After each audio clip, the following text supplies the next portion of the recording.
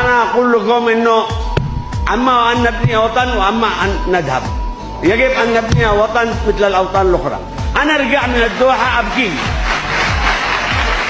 أشوف الدوحة بهذا الحال وأشوف صنعاء بهذا الحال، ولا مدن عدن ولا تعز ولا أنا يحس بنفسي يا أخوانا أنا في آخر عمري، لكن اشتياق أشوف وطن يحيا فيه أولادي وكل أبناء الوطن أولادي وأحفادي.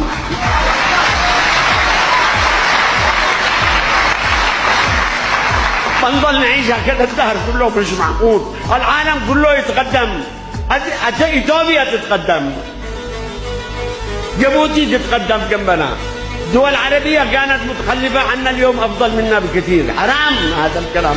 يجب أن نتعاون، يجب أن ننهى عن المناكر، يجب أن نقول كلمة الحق أمام أكبر مسؤول.